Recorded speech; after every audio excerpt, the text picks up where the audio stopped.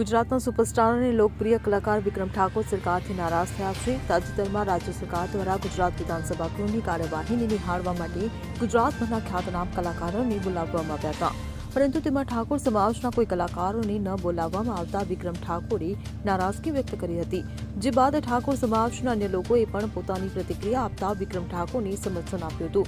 ત્યારે બનાસકાંઠાના સાંસદ ગેનીબેન ઠાકોર પણ આ મામલે નિદાન આપ્યા છે અને તેમણે વિક્રમ ઠાકોરને સમર્થન આપ્યું છે।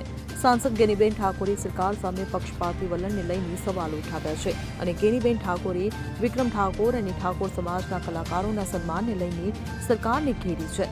ગેનીબેન ઠાકોરે આ મુદ્દે જણાવ્યું કે હું ઠાકોર સમાજની સાથે છું। કલાકારોના મુદ્દે ઠાકોર સમાજ સાથે પક્ષપાત કરવામાં આવ્યો છે। આ સાથે કલાકારો જે પણ નિર્ણય કરશે તેમાં તેઓ તેમની સાથે હશે તેમ પણ ગેનીબેને જણાવ્યું હતું। આમ ગુજરાત વિધાનસભામાં ઠાકોર સમાજના કલાકારોને સ્થાન ન આપવાનો મુદ્દો હવે રાજકીય અને સામાજિક વિવાદનું રૂપ લઈ રહ્યો છે, ત્યારે ભાજપ સરકારની મુશ્કેલીમાં વધારો થયો છે।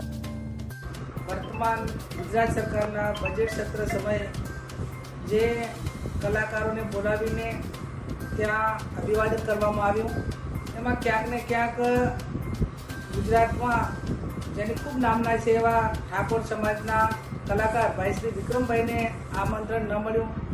એમનું કોઈ કહેવાનું એવું થતું હતું કે ભલે મને આમંત્રણ ન આપ્યું, પણ ઠાકોર સમાજમાંથી કોઈને આમંત્રણ ન આપ્યું। તો એ બાબતમાં હું માનું છું ત્યાં સુધી કોઈ નિર્ણય લેવાવાળાની કે બોલાવવાવાળાની કે આમંત્રણ આપવાવાળાની કોઈના માટે સરખો ભાવ હોવો જોઈએ। એ ભાવ ક્યાંક ને ક્યાંક ઓછો દેખાણો છે, સમદ્રષ્ટિ ઓછી દેખાણી છે। બાબા સાહેબ આંબેડકરે આપેલા બંધારણ પ્રમાણે દરેકને સરખા અધિકારો મળેલા છે અને ડેમોક્રેસી જ્યારે લોકશાહીના મંદિરમાં આમંત્રિત કરતા હોય ત્યારે આ વિશ્વમાં સૌથી મોટો લોકશાહી દેશ છે અને એ બાબતમાં ક્યાંક ને ક્યાંક જે નિર્ણય લેવાવાળા છે એ ઊણા ઉતર્યા છે, અથવા તો એમની જે ભાવના છે, એમનો જે પ્રેમ છે એ ક્યાંક ને ક્યાંક કોઈ સમાજ માટે ઓછો દેખાતો હોય એવું મને પોતાને લાગે છે। વિક્રમભાઈની જે માગણી છે વ્યાજબી છે। આવનાર સમયની અંદર વિક્રમભાઈને કે તમામ કલાકારોને કે કોઈ પણ ક્ષેત્રના લોકોને જ્યારે ઇન્વિટેશન આપવાનું થાય કે કોઈ ક્ષેત્રની અંદર એમને સન્માન આપવાનું થાય ત્યારે એને સરખું સન્માન મળે એવી હું અપેક્ષા રાખું છું। Bureau report CN24 news. હવે જુઓ દેશ દુનિયાની તમામ ખબરો તમારી આંગળીના ટેરવે।